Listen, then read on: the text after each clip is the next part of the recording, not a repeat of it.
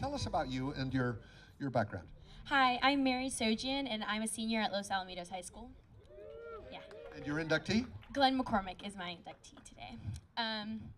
I'm really honored to be here. I was really excited when Debbie asked me to do this because I've been so excited to learn about the man who created my dive team. I've been part of the McCormick Divers for 6 years now, and it's just been getting better and better every year. He's undoubtedly loved by his coaches and all of his colleagues, and when I was looking up all of the things that he's done, I couldn't even fit it onto one page when I was typing it up this morning. And so Pat McCormick is an Olympic gold medalist in the 1952 and 1956 Olympic Games, as well as Gary Tobian in the 1956 Olympic Games, and he coached both of them to their victories. And he coached at the 1973 World Championships and was a national and international diving coach. He coached Kelly McCormick, who was a two-time Olympian and Pan American Games champion, and judged at the 1984 and 1986 Olympic Games as well. In 1968, he started the McCormick Divers, which is the team that I'm a part of today, and he created a legacy and a family like no other. He started all of this at the Belmont pool, which I was lucky enough to be able to dive at for about a year before they closed it down. He is in the Swimming Hall of Fame in 1995 and the Diving Rings of Honor in 2016, which I was lucky enough to have been able to witness. I'm so honored to have been the person to talk about him today. Thank you. Wonderful, wonderful. And the passion really comes through, doesn't it? Debbie, come on up here. We're going to talk about him. His wife, Debbie, is joining us now. And first of all, what does this mean to you right now? Oh, I'm all choked up having someone else talk about Glenn because he was the neatest person that I ever knew in my whole life and one of the greatest coaches ever, and he'd be really proud. What made him such a good coach? Probably because he was very classy, he was very calm, he was very positive, he never got mad. Of course, if he did, then you were in trouble, but he just had a way of coaching and talking to you and instilling confidence and making you feel like you could just do anything. And he did that for so many. He was a father figure to so many of our kids because we had so many kids that had no dads, and he was everybody's dad. And he was just the epitome of a great man. I know that he coached so many great divers. It'd be unfair to ask if he had a favorite, but did he have a favorite story about one of his divers? Ah, geez. Well, I know he was extremely proud of Pat McCormick's 4 gold medals because he coached her. He was extremely proud of his daughter, Kelly, who won several national titles, back-to-back Pan American Games, and 2 Olympic medals.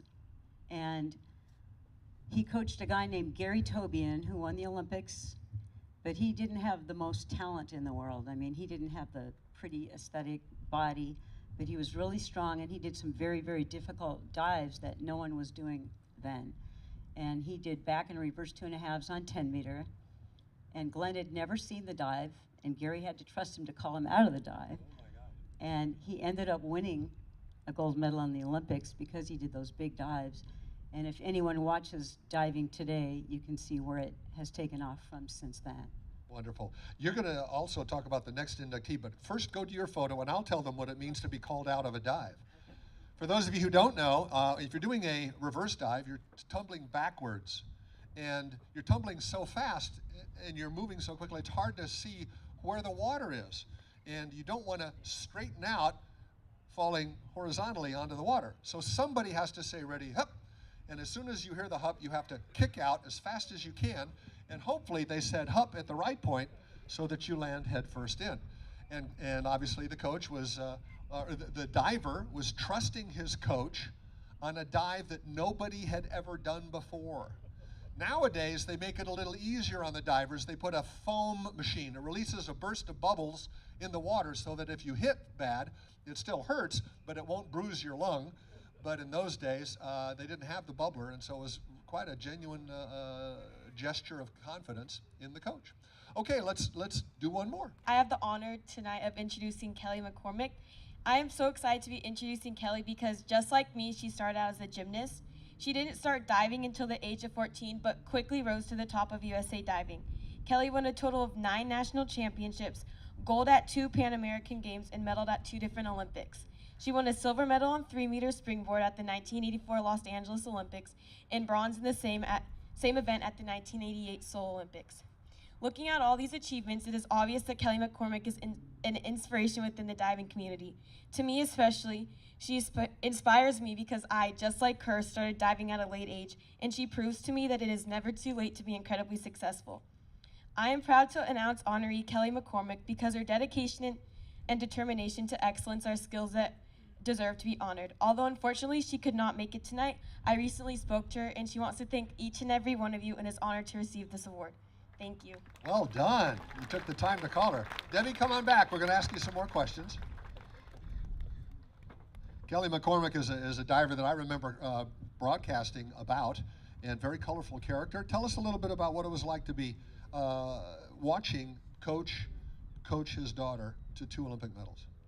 Well, I don't know how he did it, but he was always so calm and cool.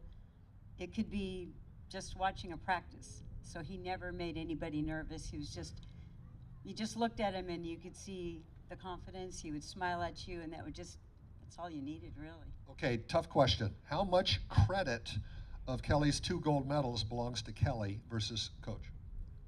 She was tough. She was injured in 1968. She was in traction for 6 months before the trials, and she wasn't planning to even go because she was in so much pain. And her coach came and said, "You don't want to be a quitter, do you? What are you going to tell your kids one day, that you didn't even try?" So that got her mad. She ended up at the trials. She won. She didn't even have to do the last dive. She was that good. And what was the father-daughter relationship like? How did that compare to the coach-athlete relationship? I'd say they were probably closer. They couldn't be any closer. And she just loved spending time with her dad all the time. They were really, really close. And it was really hard for her to be separated from him. And anytime we'd be away from each other, she told me once, she said, "I'm really jealous of you because you get to spend more time with him than I do." So it was really sweet. Before I let you go, it is your desire to see the McCormick name on a diving tower. Tell us about that. Oh, yeah. Well, some of you know how hard I've worked to get the Belmont Plaza pool rebuilt. I have put my heart and soul into it. I know City Council voted twice unanimously to have this pool built, and I know it's all about money. It does mean a lot for so many, not just me in diving, but for water polo, for swimming. All of us need the water. It's going to affect hundreds of thousands of kids for years and years and years. And of course, my husband meant everything to me, and I would love to see his name on the diving wall if this ever happens and I'm still alive. So. Well, let's go get this pool built. What do you say, huh? Thank you so much, Debbie.